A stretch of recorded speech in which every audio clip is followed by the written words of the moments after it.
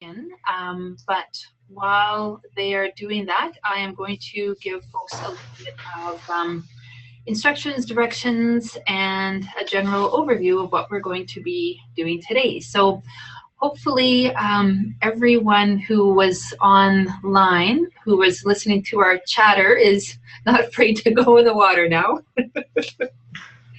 Sorry. No worries, no worries. So just to let everyone know, the participants, you are muted, and so you are not able to speak during the webinar presentation. However, there is a chat box that is available. So you see the Zoom webinar chat that you are able to write questions in. So if there's anything that you want to ask us, by all means, write your questions in there, and I will be moderating that and letting the presenters know about any questions that might have come up. So just by way of introduction, this is the second Journal Club Roundtable that INACSL has been able to present. So this was something that was suggested by the Clinical Simulation and Nursing Editorial Board and the INACSL Board of Directors. And so we are all delighted to launch, like I said, the second online Journal Club Roundtable. My name is Nicole Harder, and I am the Editor-in-Chief for Clinical Simulation and Nursing, and I am honored to be able to moderate this session. With us today, we are featuring the work of Dr. Cecil Oakland-Husibo, and I know I said it really, really wrong, and I apologize, from the Department of Health Studies in Stavanger, Norway, and Ms. Stephanie O'Regan from Sydney Clinical Skills and Simulation Center in Sydney, Australia. While not able to join us today, we'd like to acknowledge the work of Dr. Deborah Nestel from Monash University, who contributed to the work. This team won the 2015 Non-Research Article of the Year titled Reflective Practice and Its Role in Simulation. And this is the article that we're going to be discussing today. For those of you who are able to access the article, that was through Clinical Simulation in Nursing. As the webinar is open to non-members as well, this is something that you would, you may or may not have been able to access it, but it is in the Journal of Clinical Simulation in Nursing.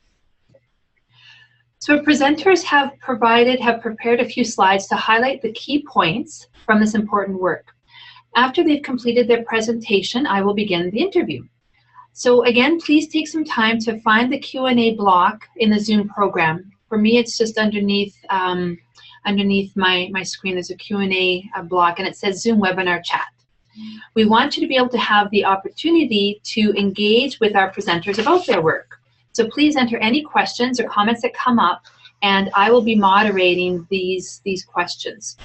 I will relay them to the speakers in the orders that they're received. So without further ado, I am going to turn this over to our two presenters. And I will be muting myself, so if there's any external noise, no one is able to hear this. Take it away.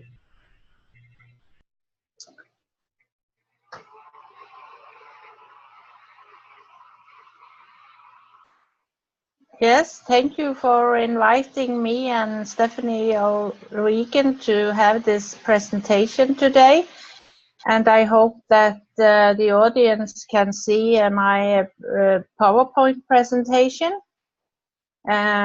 This paper, it's called Reflective Practice and its Role in Simulation. And it is about the reflection in the simulation-based education. And as Nicole mentioned, we are 3 authors. 2 of us are attending this presentation today. And my name is Cecil Oakland-Husibo. I work in the University of Stavanger in Norway. And me and Stephanie are doing this presentation together. I start and do the first part, and then Stephanie takes over. And this article, we have the background that simulation and reflection are widely recognized as educational methods that can promote learning about professional practice. And the importance of debriefing to promote reflection is accepted as a cornerstone of simulation-based education.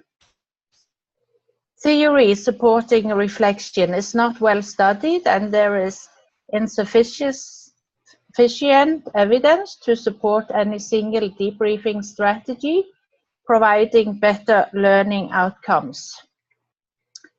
The aim of this paper is to provide an overview of Gibbs' reflective cycle and its application to debriefing as part of simulation practice. We first explore the concept of reflection and reflective practice, and then describe and analyze Gibbs' cycle. And then we compare how this cycle relates to contemporary debriefing methods. We have defined reflection as an in-depth consideration of events or situation outside of oneself, solitary or with critical support. The reflector attempts to work out what happened, what they thought or felt about it, why, who was involved, and when, and what these others might have experienced and thought and felt about it. It is looking at whole scenarios from as many angles as possible. People, relationships, situation, place, timing, chronology, causality, connection, and so on, to make situation and people more comprehensible. This involves reviewing or reliving the experience to bring it into focus. And this definition is taken from Bolton, 2010. We have also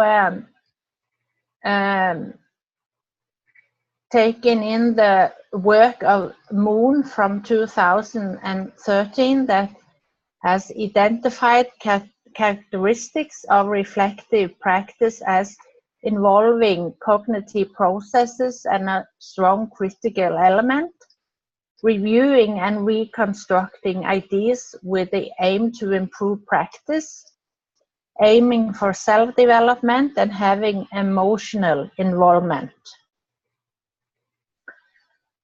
Here you see a figure of Gibbs' reflective cycle, and as you see, it has 6 steps that start with step 1, description.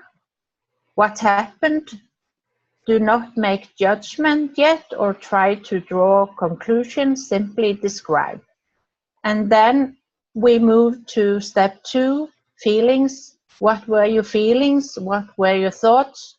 Do not move to analyzing these yet. And then to step 3, evaluation. What was good about the experience? What was bad? Make value judgments. Step 4, analysis. What sense can you make of the situation? Bring in ideas from outside the experience, where others' experiences similar or different in important ways. Then the 5th step, conclusion. What else could you have done? What can be concluded in a general sense from this experience and the analysis? The last step, action plan, is about if it occurs again, what would you do? What are you going to do differently in this type of situation next time? In the paper, we did analyze the theory. We used Melis' book, where there is 3 dimension of analyzing a theory. First, the theorist, Graham Gibbs, is a United Kingdom-based educationalist involved in research and projects concerned with improving learning in higher education. The paradigmatic origins of the theory is about that the cognitive and psychodynamic dimension is recognized in the attention of thoughts and feelings. The social dimension is recognized in the analysis of the experience. Its origins is cognitivism, but the model includes affective and social aspects of learning. Internal dimension. It describes the reflection process in education. The systems of relation in the theory is cyclical.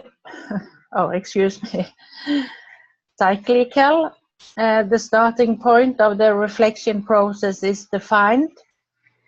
It starts with stage 1, and the 6 stages are interdependent, and each each inform the next. And then I leave the word to Stephanie, please. Good, thanks, Cecil. I'm just going to take over the screen now, just because I just want to make sure that we're both on the same PowerPoint. Come on, come on. There we go. So as Nicole said, I am from Sydney, and it's 4 o'clock in the morning here, which explains why I'm struggling with the computer. Okay, so Cecil has sort of talked about the theorist and the theory, and this part of the presentation we're going to move to how it applies with contemporary debriefing. So Cecil reminded us of the importance of debriefing as promoting reflection, and it's one of the cornerstones of simulation-based education. But she also told us that the theory supporting reflection is not well studied, and there's not enough evidence. Added to that, there is some evidence now emerging, and one group, Cheng and colleagues, did some work with pediatric advanced life support by providing novice debriefers with scripts, debriefing scripts, and without debriefing scripts, and they found that the participants who had the debriefers who were using scripts actually performed better. So I guess a debriefing script could be it's a pre-planned series of questions or phases or statements to facilitate a well-directed, reflective conversation. And so what I've done here is I've taken Gibbs's reflective cycle, so you can see on the left-hand column there the 6 phases of Gibbs, the aim about what that phase is actually trying to achieve, and then what questions would sit with that. So you can see this is actually, whilst it's a theory, it's also a debriefing script for us. So if you take the description, as Cecil said, that's the aim of that is to describe what happened so everyone is aware of the details. So a question for that might be, so what happened in the scenario, or what happened during the case? The idea around that is so that everybody's on the same page. You'll probably be experienced situations where not everybody thinks what happened is what happened. So this can get everybody onto the same page. So for example, this was a case about anaphylaxis in the emergency department, for example. The second phase, feeling, so we want to reduce the emotions, diffuse emotions. So people will ask, what were your feelings, or how are you feeling? And getting those feelings out allows the participants in the debrief to actually then move on to proper reflection evaluation the idea is to measure performance against a standard and make value judgments. So the questions might be in this bit: what was good? What went well? What would you change? Then we move on to analysis. So it's about developing understanding of why things happened the way they did, to understand the contributing factors and other perspectives. So this is where you start using your observation-based questions. So this is what I saw, what was happening for you then. And those of you who are familiar with the work of Dan Raymer and Jenny Rudolph, this is where you might be saying to use that advocacy, inquiring, questioning style in this section of analysis. Conclusion is about what can be concluded in general from the experience and the analysis. So the questions around that might be: what else could you have done? Or what does the standard require in this instance? And the action plan, and I think this is one of the most important parts of the phase, is actually transferring what happened during that individual case and trying to relate it to clinical practice and relate it to similar activities or similar events. So I guess the questions around that are: what are you going to do differently if placed in this situation again? Or if this scenario happened to you in the workplace, what would you do? So I think you can see it's quite easy to translate Gibbs into a debriefing script. So what we thought of then was reflection's a vital part of debriefing, and scripted debriefs might have better participant outcomes. And we know that Gibbs cycle is essentially a script. It's probably worthwhile then comparing these scripts against Gibbs's script against our models of debriefing that we're quite familiar with. So I selected 5 methods and 2 assessment tools. The debriefing methods that were chosen were selected because they'd each had well-documented phases to compare against Gibbs and were published in the literature, giving them some face validity. They may not be the method that you personally use, but I would also encourage you to take Gibbs's model and evaluate your own debriefing method. So we align those against the 6 stages of the reflective cycle. The debriefing methods or scripts that we chose were debriefing as a formative assessment. So that's Rudolph, Raymer, Simon's work. And it's the actual formalised step-by-step process where advocacy inquiry comes into it. Often people know about advocacy inquiry, but they're not actually aware that there's a full debriefing framework method that goes along with that. The second one we looked at was GAS, so gather, analyse and summarise, and that's from Paul Francis and John O'Donnell. The third one was crisis resource management debriefing, that's from Peter Diekman and colleagues. Then SHARP, which is a clinical debriefing tool for surgery, that's out of Britain with Ahmed and colleagues. And debriefing for meaningful learning, Dreyfus, who's out of the States. Oops, wait. So we also looked at, did I go the wrong way? I think I've just gone too far. We also looked at 2 debriefing assessment tools. So these are the tools that actually assess the debriefing activity. It assesses the quality of the debrief, and by extension, they're assessing the performance of the debriefer. So each of these tools uses observable anchors for the assessment process. And they also can be mapped against Gibbs, but both of these tools also contain extra elements not mentioned in Gibbs's 6 phases, including setting up the debriefing to be a safe place. So Gibbs has said that it's really possible to move through the cycle of reflection without deeply considering each of the elements. And this could result in a superficial reflection or debrief. And I think that the use of these assessment tools, either during personal reflection or as feedback from others, really helps us to improve by using these behavioural exemplars that are within the tools and actually really deepening our debriefs.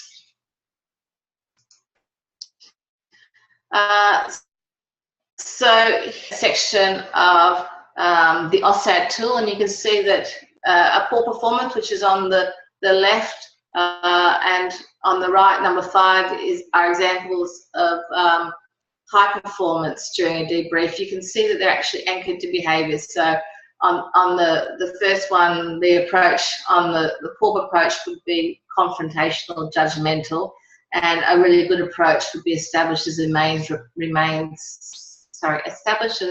maintains rapport throughout, uses a non-threatening but honest approach to create a psychologically safe environment.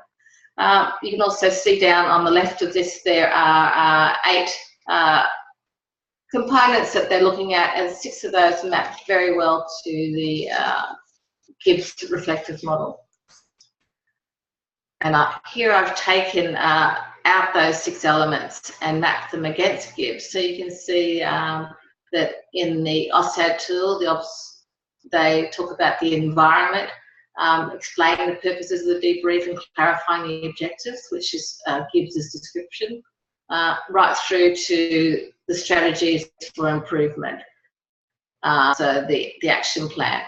And you'll notice in this one, as an example, but all of the tools and methods that we looked at, that they are not necessarily using exactly the same words or phrases, but they are still concentrating on the elements of Gibbs' reflective cycle.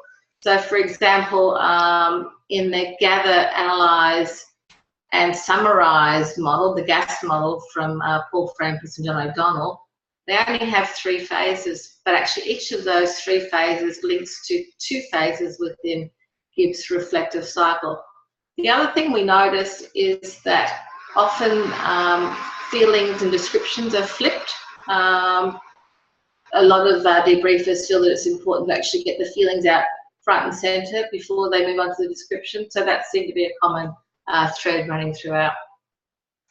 So I guess from this we can conclude that it seems that if Gibbs' reflective cycle is a strong theoretical model for the assessment of debriefing and debriefing scripts and assessment tools, and that also that it's really helpful to apply a theoretical model to your debriefing, because it might add a deeper understanding of a method that you learned, but as you apply a model, you can actually develop your understanding of that method and become better at it, really. Have a better understanding, better knowledge of why you're doing what you do, and helps you become a better debriefer. So that's the end of our presentation. So I am going to hand over to Nicole to moderate any discussion. And I think you're on mute, Nicole, still. Not anymore. There we go. So thank you very much to both of you for your presentation of your work.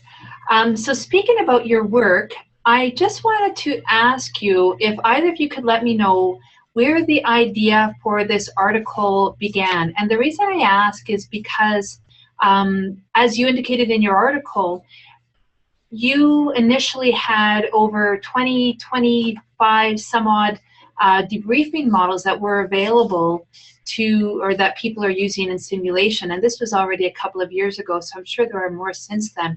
And like you said, Stephanie, that this was reduced to 5 or 6 that you compared the reflective model. So obviously something was, you were interested in looking at something in regards to reflection and debriefing. So I think Cecil, probably if you wanted to start and just let us know where the idea or the concept of this article came from. Yeah, it's a long story, because it's all started in 2011, because I did some work with Deborah Nestel, and we met in a simulation conference in the United States. And a few years later, I was finishing my PhD thesis and gave it to her in another conference in Europe. And after a while, she contacted me and asked if I would like to contribute to a collection of theoretical paper to this journal. And then we started to develop the structure of this article. And then Stephanie came in as an author, because Deborah is your supervisor, Stephanie, on your PhD. And then we finished this paper. Good. Well, thank you. Another question is, this is obviously another, it's not necessarily a model for debriefing, but does definitely lend itself to that. So have either of you been using this type of reflective model, or what kind of models do you use when you do debriefing? Because I think, Cecil, you were in an academic institution, and Stephanie, you were in the clinical, in the hospital area. Is that correct? That's right. So, yeah, so just, are there ways that, how do you conduct your debriefing, and what kind of models do you use, and is it based on something like this, and what are some things that you found from that? I leave the word to Stephanie first. Okay, all right, I'll start then. Yes, I work in a hospital-based simulation facility, and we use the debriefing, Gibbs reflective cycle is actually the basis of our own debriefing model. So we have open, reflect, close as our debriefing model, a universal framework that we use, and it has been specifically written with Gibbs in mind. We teach this model to all of our debriefing faculty, and we also use this when we're teaching people how to debrief who come to programs at our centre to learn how to debrief. We find that we use it as a script, and people have a series of questions, just like I did with that slide earlier on, where I mapped Gibbs's model and put some questions that you could ask. Our model has questions that basically reflect Gibbs's reflective cycle. And our fellows, nursing instructors, medical instructors have all found it very useful to help guide them not only in the questions to ask, but not to forget stuff. They find that they get to a point where they're not sure how to end the debriefing, for example, and it just sort of tapers off, whereas they've got a specific structure on how to end it and how to translate that into practice. And the groups that I work with are mainly critical care nurses and doctors doing sort of high-end teamwork, interprofessional teamwork simulations around human factors and crisis management. But Cecil has a different perspective. Yeah, and I also forgot to tell you that in my thesis in Norway, we publish papers during our work with the thesis. So in one of those articles, I used the Gibbs cycle to sort or to analyze the questions and answers in I think it was 24 debriefings that was video recorded in nursing education. So after I was finished with my thesis, we tried to work in our simulation center with this Gibbs model. So we introduced it to when we have trained the trainers course in the Safer Simulation Center.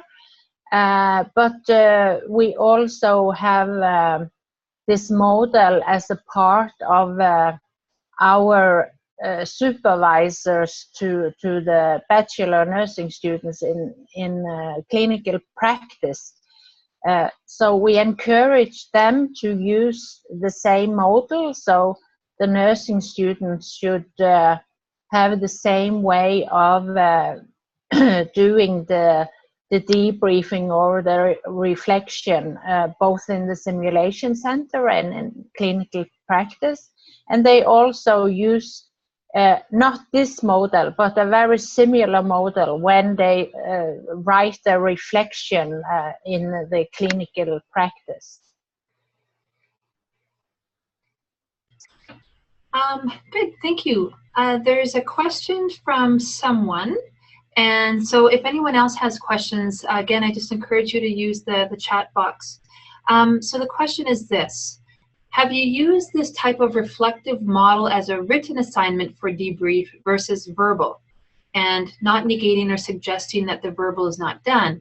And do you feel it's as effective as achieving learning outcomes? Well, I have not used it for written reflection, but this is really a good idea to do a new study. So I thank for the question.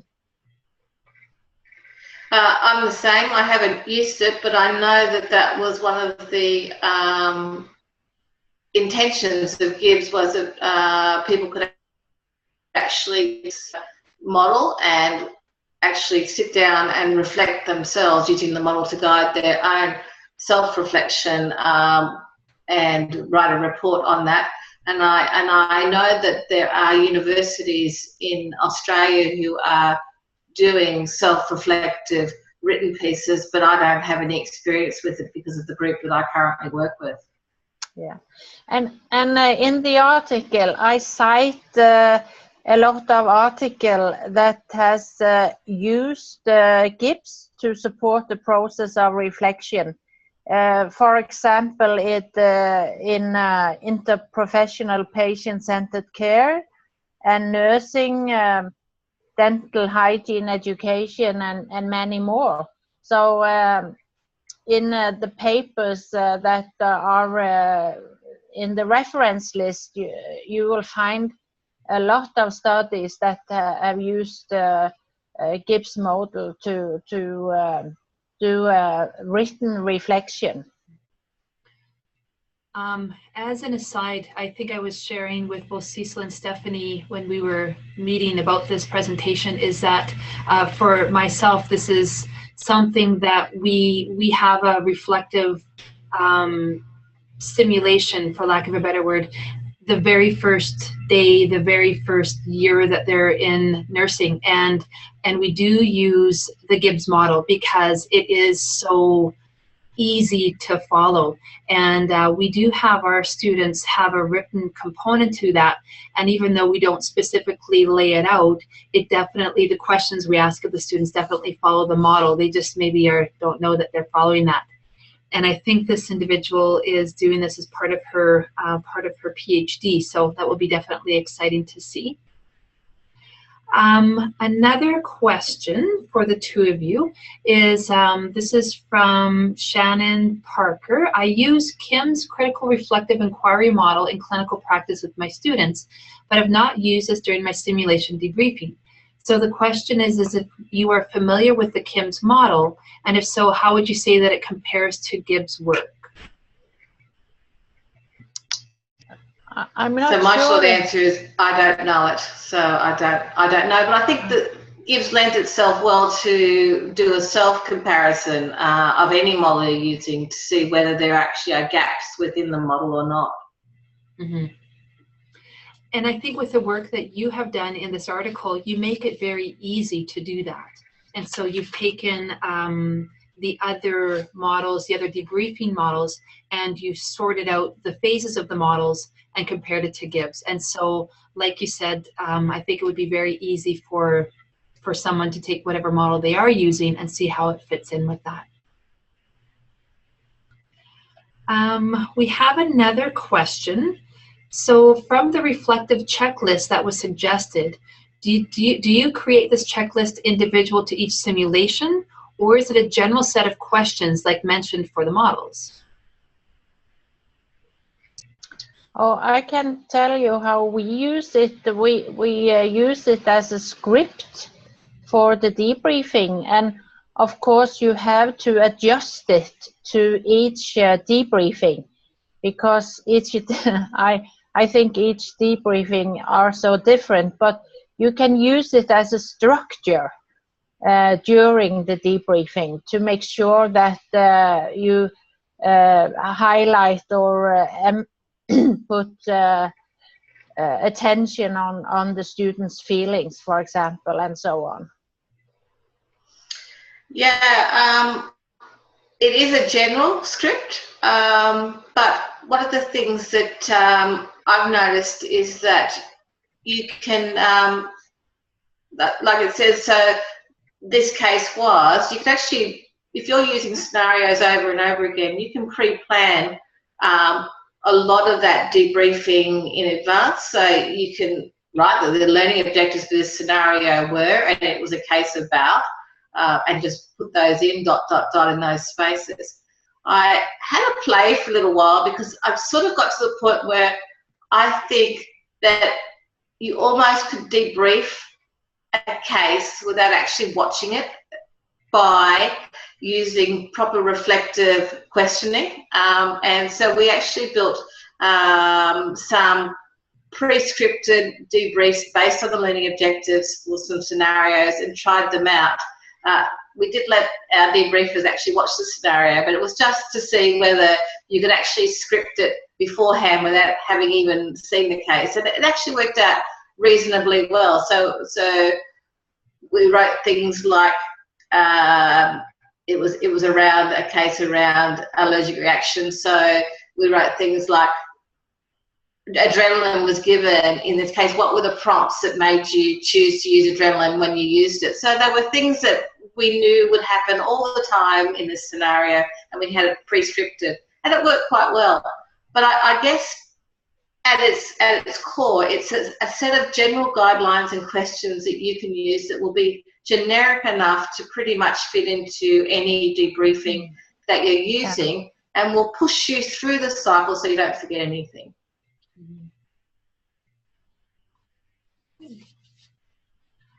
So this is, so again, if anybody else has any questions or any follow-up questions from some of the answers that were provided, by all means, let us know.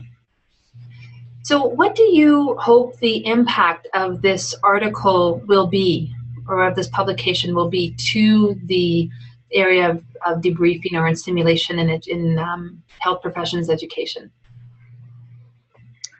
Well, I hope that this paper could contribute to development of a theoretical framework for debriefing, because we certainly need that, and that this is such an easy model to follow, both in simulation-based learning and in clinical practice, that I really hope that facilitators and teachers can use this model both places or in both area. Yes. So for me, I think the impact is that we learn stuff, and as teachers, we're also, or facilitators, we're also learning all the time. And sometimes we learn a way of doing something and we practice doing it that way. But once we actually get some theory or evidence around it, we actually start to think, oh, that's why I'm doing that. That makes sense. That's really helpful. And I think that this is what this model can do for debriefing. You might have learned a way of debriefing. You've been to some training on this is how we debrief, and suddenly you'll realize, well, that's really why we're getting feelings out, because if I don't get the feelings out, we can't move on to actually understanding what happened, because people aren't feeling safe and they're not feeling decompressed enough to actually be able to contribute really well. And you might discover, oh yeah, if I put the learning objectives up front and say exactly what the case is about, I don't strike that halfway through as going, oh, was that a case of allergic reaction? I didn't realise that. So it can really help you, I think, start to understand why you're doing the things the way you've been taught, and it gives you a much deeper understanding of what you're doing. And when you have a deeper understanding of what you're doing, it gives you a lot more tools in your tool bag to deal with those really challenging and difficult situations. So that's what I'd hope that people would get out of it. And I'd hope that they take time to then sit down, as you suggested, Nicole, and actually look at their own model that they're using and how does it relate. Is it missing out on anything? Is there things that I can actually do better using this as a sort of a information model for me? Yes, and I also have students that have told me, I haven't done research on this, but they have come back to me and told me that this reflection process is really going on for, it can be days. So I think the students really have got something with them from simulation, and they think a lot about what they have discovered and what they have been getting insight into during the simulation-based learning. So I think in the long term, this is really a good way to support students' learning. Mm-hmm. But we need another research project to really find out what the more long-term consequences is. Mm-hmm. And I guess also, as a debriefer, it can be useful to reflect upon your own debriefing. So you can use this model to actually, either you can videotape yourself debriefing or record yourself, or just even just sit back and think afterwards, did I go through these phases? What was happening for me at that point? Could I have used a better question there? I seem to get myself in a really sticky situation. What would I do differently next time? So you can actually use it to reflect on your own practice. Mm-hmm. Yeah, I agree. That's I don't mean to put words into Susie Cardenegrin's mouth, but that's something that at her institution, they started putting video cameras in the debriefing rooms for expressly what you're talking about, Stephanie, to have the debriefers reflect on their debriefing, because that's the only way that we're going to get any better of this.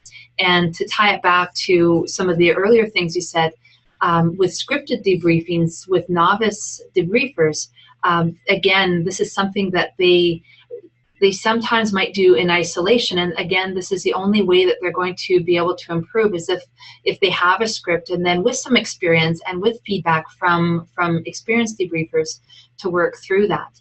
And even if you're not novice, I mean, we can all definitely learn from that. And one thing that you said, Cecil, that I found interesting was the same thing as in nursing, we expect students or nurses to be able to reflect on their practice, but even from the students' point of view, we never really teach them or show them how to do that. We just expect them to reflect. And definitely having something like this that's very explicit, I'm with you. I'd be interested to see how this translates into their ability to reflect on their practice, their own, whatever it is that they're doing in the clinical areas, because that's something that is going to help them throughout their whole nursing career. Yes, and in our Safer Simulation Center, we have courses for clinical supervisors where we use simulation to improve their to improve their skills for doing counseling or supervising our students, and there we learn them GIPS as well. Oh. So what is next for the two of you? What are some of the other things in the works for you?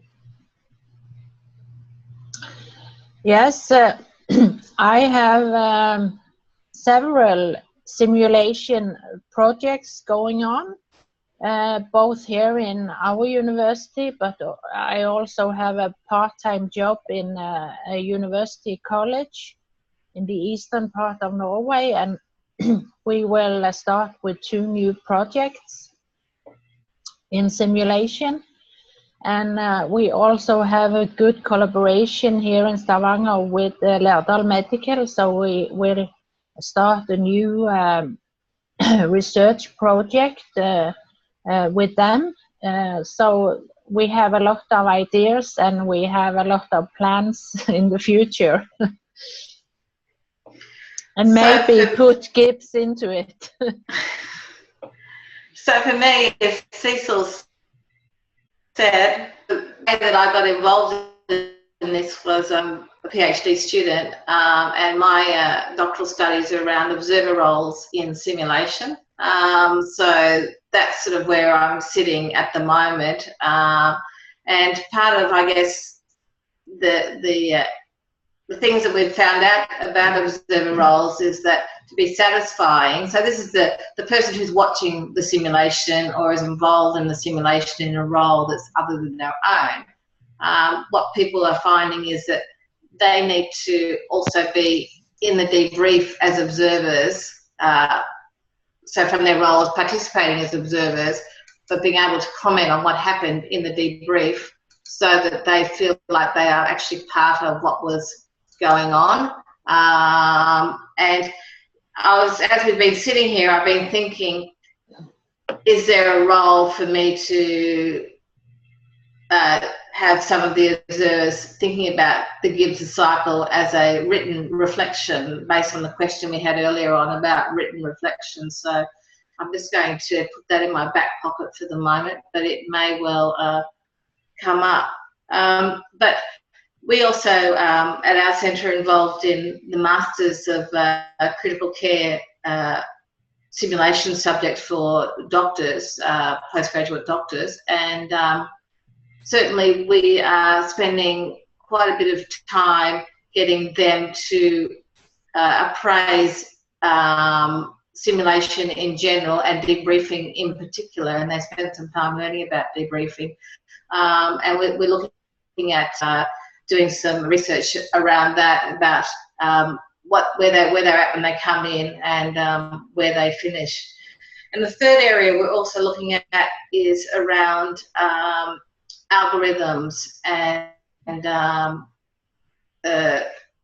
heuristics to help junior doctors and nurses move down the right pathway early on, but we're struggling a little bit with how we're going to set up that process about nurses prompting the use of algorithms or checklists or evidence-based guidelines early on. So that's another sort of area we're sitting in at the moment.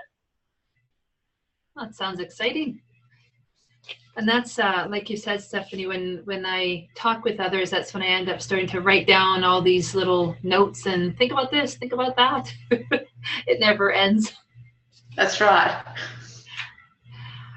I know we have a few minutes left, so if anybody has any questions, just by all means, because the last thing that I wanted to ask you is just what made you the most proud about this work, because definitely this is something that the journal thought was important to highlight. So just anything that you wanted to just let us know about, and then we'll see if there's any last minute questions. Well, for me, I'm really proud of that this article demonstrates what a fruitful and good collaboration between 3 researchers from different countries can result in. And of course, I couldn't even dream about having this award. So I was in Dallas in the last conference to receive this award, and I think this award values all the effort and work done to write the paper, and I'm really oh, I don't find the word, but I think it has been amazing. So for me, what makes me proud about this work is that people have found it useful. The fact that the committee thought that it was a great paper was it was wonderful, and it was an honour. But also that people are actually finding it useful to their own practice. I really love it when I read papers and I think, yeah, I could do that. That would really help me. And it seems that this might be one of those sort of papers, so that makes me really proud that we might be able to make a little bit of difference somewhere. Mm-hmm. Good. Yeah, and that is the most important about writing and publishing paper. If somebody find it useful and can use it for development of their own way to do simulation, mm-hmm. That would be nice. And of course, I was really very lucky to work with an experienced researcher like Cecil. So that was, that was just a gift and a bonus in itself. Mm-hmm. Oh, good. Well, thank you very much to the both of you, especially with the time zones and trying to coordinate all of this. I know it took us a little while to find a time. Just for those of you that came in late, Stephanie is in the wee hours of the morning and Cecil is at the later hours in the day. So we've kind of been able to coordinate that. So if there are no other questions, I would just very much like to thank both Dr. Cecil Sibo and from the Department of Health Studies in Stavanger, Norway, and Stephanie O'Regan from the Sydney Clinical Skills and Simulation Centre in Sydney, Australia, for engaging with us around this award-winning article. Also, of course, thank you to the reviewers and the associate and assistant editors for the journal, the Clinical Simulation in Nursing, for their assistance in highlighting the important work.